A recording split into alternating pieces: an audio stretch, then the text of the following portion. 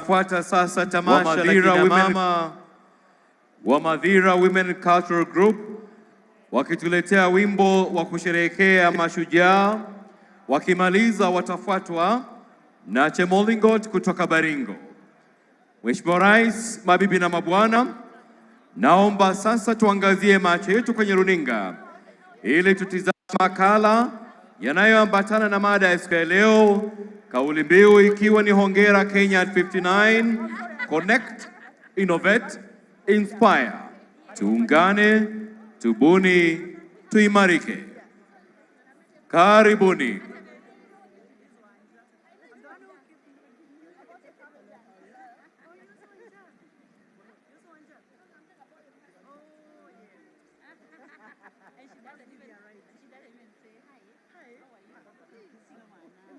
Honourable Ministers, representatives of regional and international organisations, distinguished guests, dear Kenyans, it really is a pleasure to address you on behalf of Meta on the occasion of Kenya's Jamuhuri Day.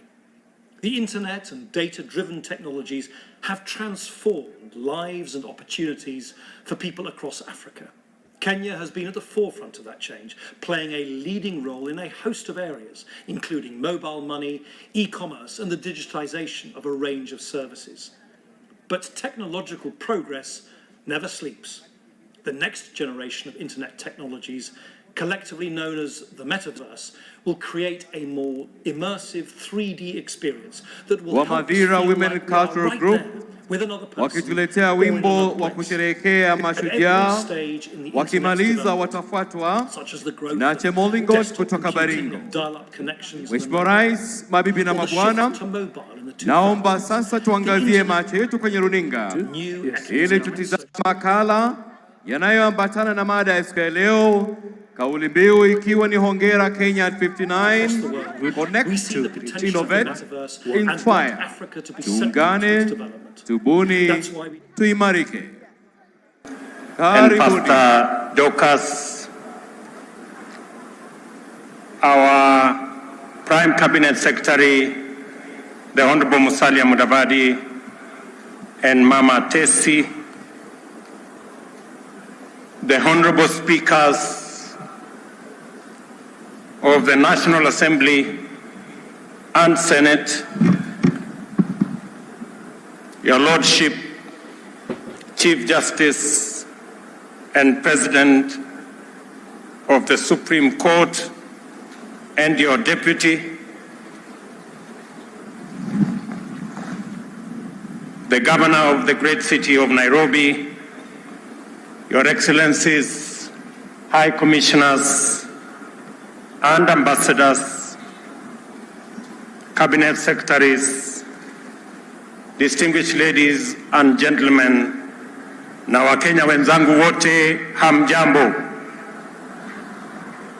Wakenya hamjambo. Bwana Yesu asifiwe. Assalamu alaikum. Wakenya hoye. Asanteni sana. Mimi nimefurahi sana kwamba katika Jamhuri hii ya kwanza kwa serikali ya awamu ya tatu tunasherekea Jamhuri kwa njia ama kwa hali tofauti. Today we celebrate this Jamhuri in a special way that we have intentionally profiled this Jamhuri to be the Jamhuri of technology and innovation. We have done so deliberately and intentionally because of the huge potential that exists in our technology and innovation space. And in our midst are friends and partners who today are our guests, and they have come to join us in this celebration, leaders from the tech community and ecosystem. join me, ladies and gentlemen, in welcoming Kojo Boake, the Vice President of Facebook, Instagram, and WhatsApp, that is the Meta community. Tuwapigie makofi jameni. Also join me in welcoming Fulufelo Badugela from MultiJoice. Tumpigie makofi. And Alex Okosi from Google and YouTube. Tumpigie makofi. Na mama wetu Phyllis Migwi kutoka Microsoft. Tumpigie makofi. Na Salim Egos from Mastermind. Let us celebrate him as well. And Aida Diara from Visa. These great people, tuwapigie makofi tena, wako hapa. These great people have joined us. Please, you can take your seats. These great people have joined us because Kenya is a country of great opportunity, especially in the tech space. And we deliberately chose that this Jamuhuri is going to be about innovation and is going to be about technology. And we did so deliberately for various reasons, which I will elaborate.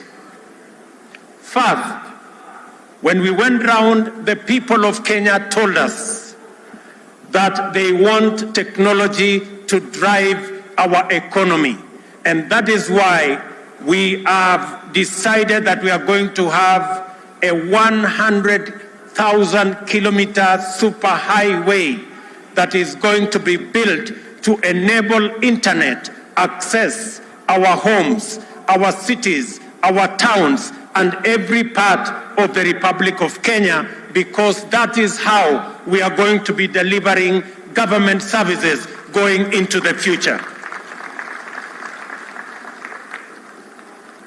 Let me also announce that this is a technology and innovation Jamuhuri, because we intend to transfer 85% of the remaining government services to the digital space, so that every Kenyan, wherever they are, they do not have to get into any bus to go to get government services or queue in any line to access government services. It will now be possible in 6 months, when we finish the digitization of 5,000 government services, it will be possible for Kenyans to access government services from their comfort of their homes and the workplace using the internet, because government services will be available on that platform. Let me also say that we intend to deliver our subsidy program on fertilizer, on e-voucher, that is going to be available to 1.3 million farmers. And I want to encourage our farming community to register themselves, because going forward, our fertilizer subsidy program is going to be dispensed on the internet, on e-voucher, so that we can eliminate brokers and eliminate cartels and ensure that targeted farmers have access to fertilizer.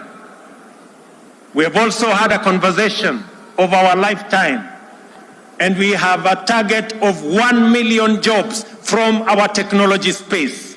We've had a candid conversation with our technology and digital space leaders that Kenya, going into the future, we're going to have 1 million jobs, and that is why it is necessary and it is important that all of us understand the importance of technology and the place of innovation going into the future. Let me also say, as we deliver our universal health coverage, our tech community is going to be the space for e-health, and therefore our universal health coverage is going to be provided on a digital backbone and ensure that all health records are made portable, courtesy of technology, because that is the intention of our administration going into the future. And let me say that if there was any doubt in anybody's mind about the power of technology, just look at what has happened to the Hustler Fund. In a record 12 days, today, the Hustler Fund has 15.4 million subscribers.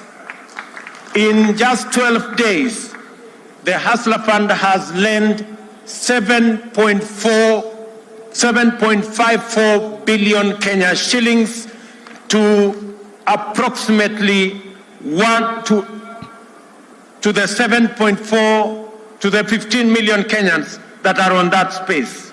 And let me also say that the Hustler Fund has accumulated savings of close to 400 million shillings in just 12 days, well on track to 1 billion shillings in the next few days. It confirms the power of technology. Without committees, without secretariat, that is what the Hustler Fund has achieved. And the good news, and I want to thank the millions of Kenyans who have borrowed on this platform, that today 1.2 billion shillings has already been repaid by Kenyans who borrowed on this platform. And it is clear that two things have come around because of what you have seen on the Hustler Fund. Number one, it has provided a platform for millions of Kenyans who, the Kenyans borrowing on this platform, they have not been derailed by the rhetoric of those who are against the Hustler Fund. Let me say for the record and ask fellow leaders, my good friends, you are borrowing your mortgage at 3%. You have the capacity to borrow from your bank at 14%. Why do you want to derail the hustlers who today are suffering from shylocks and from predatory lenders, and they are being charged 360%? And you're telling them not to pay money given to them at 8% so that they can go back and pay at 360%.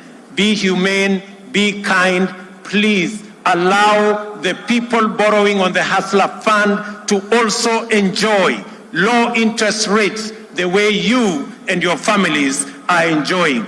Do not derail those Kenyans who have suffered for long from now accessing money on a digital platform that is of interest, that is reasonable.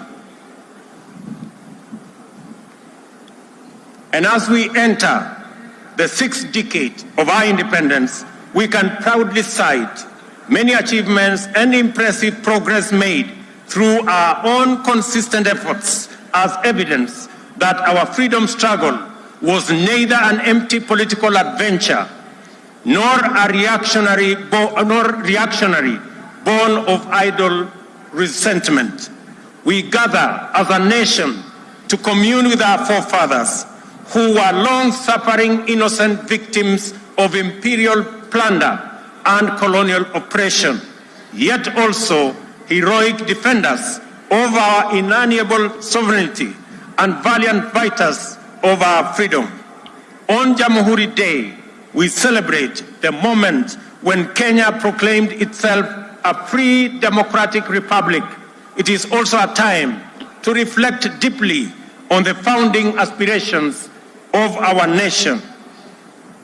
And I want to say, while I move along with you, that in the early moments of this administration, we engaged to ensure that the challenges that millions of Kenyans told us in this campaign, we began the journey to address those challenges. One of the biggest and notorious challenge is the challenge of high cost of living. And it is imperative that we have a clear plan. And I want to tell the people of Kenya, this high cost of living, we are tackling it in 3 phases. Number 1, our first agenda when we came into office is to ensure that we encourage farmers to access affordable fertilizer. And that is why we reduced fertilizer from 7,000 shillings to 3,500 so that we can enable our farmers to be able to enhance their productivity in our journey towards making food affordable in our republic. Our second agenda, and I have said this, is that we are going to import 10 million bags of different assorted types of food, including maize, so that we can close the gap temporarily because of the harvest that was limited in this year's agricultural season, occasioned by climate change and failure of rain. And thirdly, we are now in the process of working with the private sector to ensure that we import 300,000 metric tons of fertilizer for the planting season that is going to come from January going into April.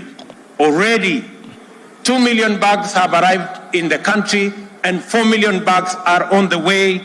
And I want to assure our farmers that we are going to stand with them to make sure that government provides adequate seed and adequate subsidized fertilizer to make sure that our productivity is enhanced so that we can produce enough food and reduce the challenges of the high cost of living in our republic.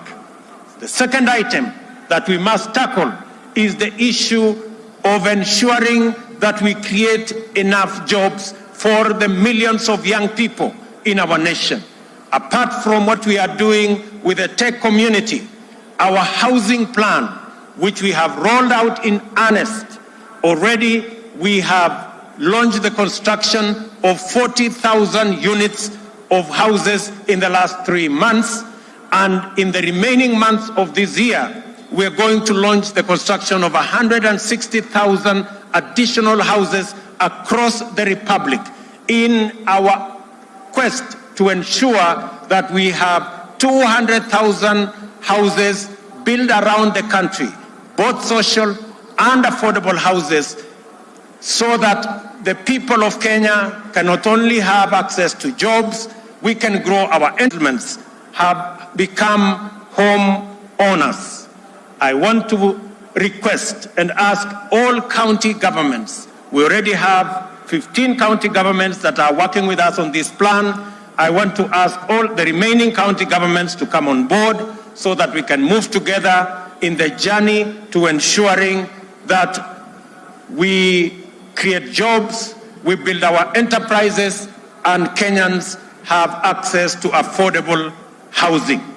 Let me also say, on the matter of ensuring that we have adequate food, our fourth item is to ensure that we transit from rain-fed agriculture to agriculture under irrigation.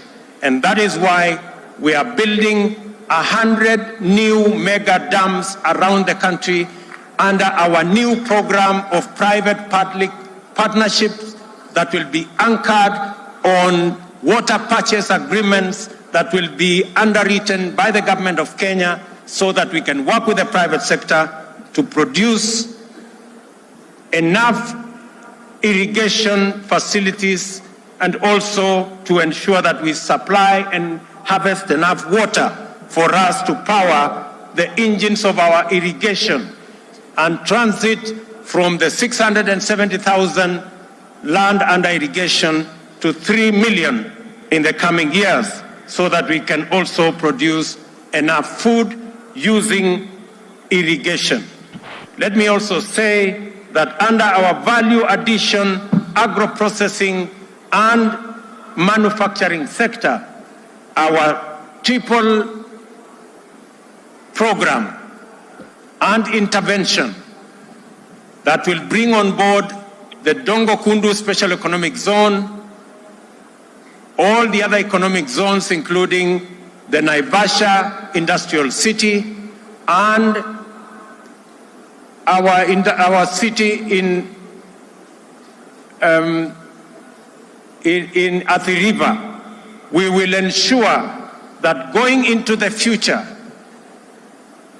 our industrialization agenda that has been going down, which has gone from 9% to 7%, we have agreed with our private sector that we will re-engineer that space using the products we have, from coffee to tea to avocado to leather to cotton, and we have agreed that industrialization is going to contribute from our 7% at the moment. We want to move it to 20% of our GDP by 2030, because that is the way we are going to add value to our products, we are going to create jobs, and we are also going to create wealth.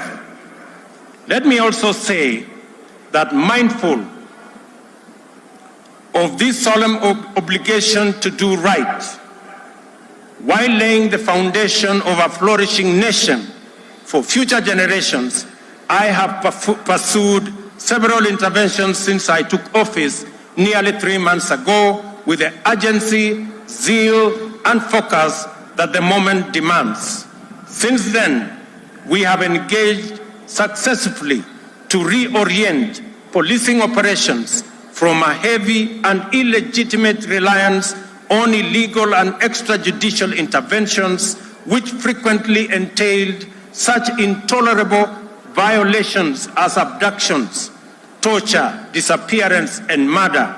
There is now consensus that a new policing paradigm is at hand, and it is possible to achieve a high level of security for our citizens and also observe their rights and freedoms to the greatest extent.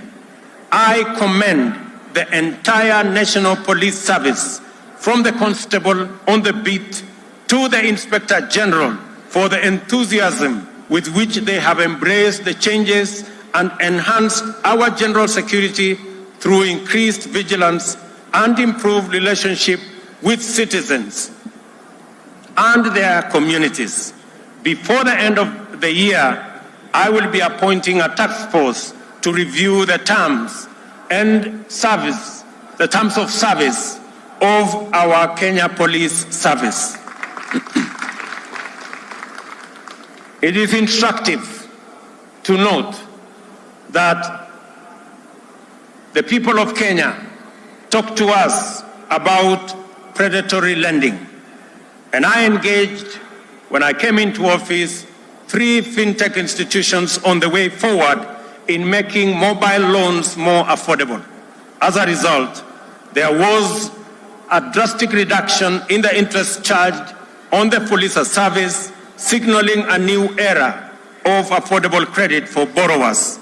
I also engaged lenders on the need to liberate more than 4 million borrowers from the prejudice arising from being blacklisted under the Credit Reference Bureau framework, which arbitrarily paralyzes their business prospects. We have secured an agreement with the lenders to abandon this punitive approach and shift to a credit scoring system which incorporates incentives for both lender and borrower. Let me also say that under our program on managing climate change, we will ensure that we build our 15 billion tree cover to be planted around the country. We will build it from the bottom up. The Ministry of Interior has instructions to start with the 45,000 people at the bottom of the provincial administration pyramid, the Nyumba Kumi leaders, 45,000 of them coming to the 9,000 assistant chiefs and 4,000 chiefs to ensure that we build from the bottom going up our tree planting exercise to ensure that we reach the 15 billion trees planted across the country. And I want to thank the governor of Nairobi. We are going to be working with the county government of Nairobi in the greening of our city. And we have agreed with the governor that beginning January, we are going to hire 11,000 young people to create the army that will green our city, those that were working under the old program of Kazi Mtaani.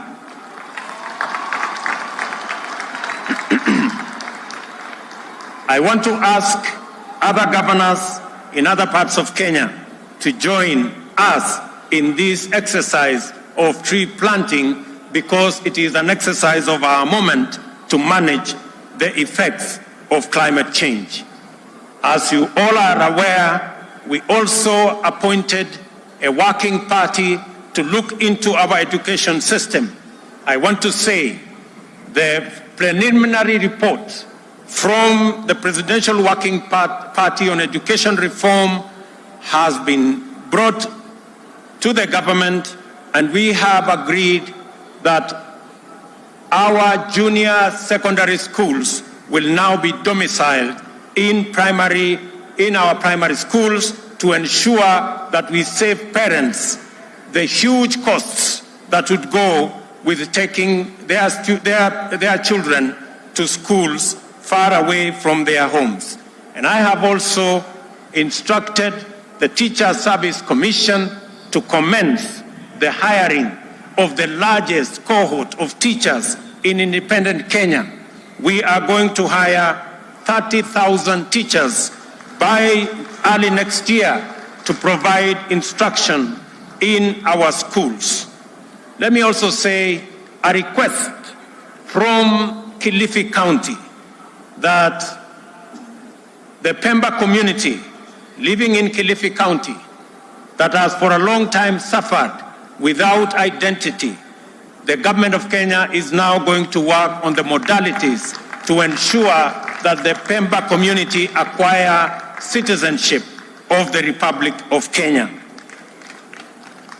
We are proud of Kenya's consistent record of leadership to advance the cause of peace, cohesion, security, and stability in our region. Under various regional and continental frameworks, and with the support of the international partners, we are deploying our position as a regional anchor state for the benefit of our neighbors and our region. My predecessor, President Uhuru Kenyatta, working under the aegis of the Africa Union, is engaged in mediation efforts to restore peace and stability in Ethiopia's Tigray region, and under the EAC initiative to restore normalcy in the Eastern Democratic Republic of Congo. Our interests, ladies and gentlemen, are nested in a dense network of reciprocal diplomacy, which helps our agenda to attract investment, forge partnerships, and create markets for our exports and employment for our young people locally and overseas. In the last 3 months, we have aggressively sustained our pursuit of mutual beneficial endeavor with friends and partners all over the world. We have engaged productively with EAC member states, the governments of South Africa, United States, United Kingdom, Spain, Qatar, Germany, and South Korea to scale up bilateral ties and to explore avenues for collaboration in the multilateral space. We have forged agreements on mobilizing investments and financing in a wide variety of sectors, and we will continue to engage the international community as we implement our plan. Ladies and gentlemen, it is time to innovate our way into the future. It is for this reason that with this Jamuhuri, we as a nation are staking our claim by rallying Kenyans to begin the work of designing a world much richer, much safer, and freer than the one we have known. Innovation is frequently associated with technology, and we must avoid the pitfalls of viewing technology and innovation as a preoccupation with things at the expense of people. The most consequential breakthroughs in technological innovation have greatly enhanced human well-being. Among the Innovation Week's champions are the winners of 2022 Holt Prize, Eco Banner, from St. Paul's University, who employed the concept of green and circular economy to produce biodegradable sanitary pads from banana fiber. I have asked the Ministry of Education, in recognition of their innovation, to work with these young innovators on the delivery of our commitment to provide sanitary pads for schools in Kenya. The Kenya Innovation Week attracted large global technology firms whose senior leaders made their way to Kenya to witness firsthand the magnitude of the innovation potential of our Silicon Savannah. We have agreed on partnerships to support local organizations in providing opportunities for young people to acquire training and skills on various aspects of digital productivity. We are also exploring ways of making the benefits of monetization of online activity available to Kenyan content creators on more platforms. I have spoken directly to Meta, the parent company of Facebook, WhatsApp, and Instagram, to monetize content for our digital entrepreneurs that will exponentially multiply their incomes and create employment opportunities for others. I am impressed and encouraged by the power of monetization and remote jobs. This is the way to the future. And I was asking myself, if I was not a state officer, I wonder what the content of my small Facebook page with 2.3 million followers would earn for me daily. As we have witnessed today from the performances that have given us thrilling entertainment, our creative sector is ready with thousands of highly talented and promising young people waiting to seize opportunities to stream high-quality content for monetization. My administration, in that context, will work with all our tech community to ensure that we actualize the monetization that will ensure that these young people get royalties and money for what they are doing in the tech space. On sports, my administration recognizes sports and the arts as a major industry that can employ millions of our youth and help grow our economy. This is why we have moved with speed to get our football back, to protect Kenya's proud athletes' pedigree from doping, and to streamline collection and distribution of royalties from our artists. Through the revolutionary Talanta Hela plan, we will rebuild and monetize our sports and creative industry. As part of this plan, I will champion a grassroots football development program that will see national government work with county governments to invest heavily in youth football. Arrangements are at an first stage to launch a bottom-up football tournament to be contested by under-19 teams from all 47 counties. We will work with our county governors for each county to build a team right from the ward level. This is the first step in our Football Vision 2030, where we will target our Harambee Stars to play at the 2030 World Cup and Kenya to host the 2027 Africa Cup of Nations. Together, let us from the grassroots of our villages to the grand stage of the World Cup. I suggest to the ministry that the finals of these inter-county teams should be held on Jamuhuri Day every year so that we can celebrate the teams from across Kenya. We are ready to take our place as the digital workforce of the world. Our commitments under the digital superhighway component of our plan were intended for this purpose. To underscore our intent, we are today unveiling several cohorts of graduates whose training was supported under arrangements between the Government of Kenya and the private sector. Safaricom retrained a number of university and TVET graduates to meet the digital industry needs of software engineering and data. Also, graduating today are the Presidential Digital Talent Program, a class of talented youth selected by the Information and Communication Authority for training through internship.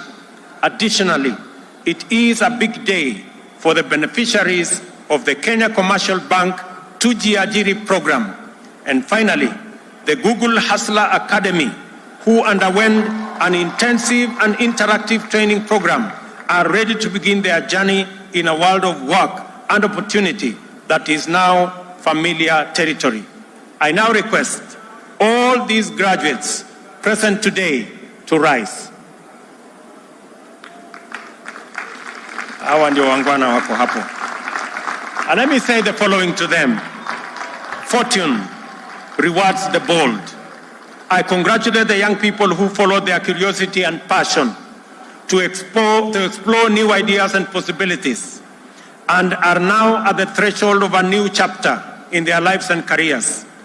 I can say that through this disruptive graduation, you have now been granted the power to create, to connect, to innovate, and to inspire. I wish you success and God's blessings. Congratulations. You can now take your seats. Asanteni sana. We also congratulate 29-year-old Nelly Cheboy, the founder of TechLead Africa, who this morning was declared the CNN Hero of the Year for her work in creating computer labs for Kenyan children to access opportunities in the digital world. Congratulations, Nelly, for connecting and inspiring thousands of Kenyan children. As promised, everyone present in this stadium today will get a free scholarship on global entrepreneurship and innovation from the Thunderbird School of Global Management at Arizona State University. It is now time to keep that promise. There is a QR code near you. Mumeipata? Scan and access the scholarship now.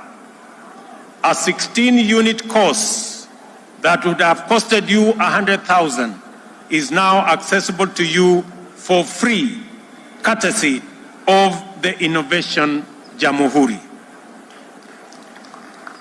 I also appreciate the firms and organizations which have stepped forward to support our vision to make Kenya the hotbed of innovation. We will continue to do our part and make such partnerships bigger in future, and you are always welcome to be part of Kenya's journey to greatness. As part of this endeavor, KONSA has started the distribution of 23,000 virtual desktops to TVETs to enable students exploit remote job opportunities across Kenya. Ladies and gentlemen, we are committed to support young people in re-establishing this country as the Republic of Ideas and the home of innovation. Through a dedicated startup fund, government will support the most innovative ideas each year to scale up into viable enterprises and commercial brands that will provide employment and drive our economic growth. The government of Kenya will work with our academia to establish the Kenya Open University within the next 1 year. I urge our scholars and intellectuals to play their part in democratizing education and open the way for anyone and everyone to quench their thirst of knowledge, education, and training. In line with the new focus of our national celebrations, Embu County will host the 2023 Madaraka Day celebrations under the theme Universal Healthcare. In conclusion, it is our time to make a contribution that will define Kenya for posterity as the envy of nations and the country that we, our children, and their children will be proud to call home. We also have a task of preparing the nation for its future by equipping and empowering our youth to take charge as leaders in a brave new world through innovation. Let us therefore rally and join in our efforts in the timeless spirit of Harambee to exploit the opportunities at hand and hasten our progress into the future. Nasema asanteni sana kwa kunisikiza na watakia baraka ya Mungu na muwe na Krismasi njema. Mungu awabariki sana. Asanteni and may the good Lord bless you. Thank you very much. Nitaomba baada ya hotuba ya Mheshimiwa Rais tuweze kusimama sote. Niombe tusimame sote tafadhali walioko kwenye uga. Tutamaliza sherehe yetu kwa wimbo wa taifa, na baada ya wimbo wa taifa nitaomba wote walioko kwenye jukwaa rasmi kutulia ili tuweze kutangaza itifaki ya kuondoka.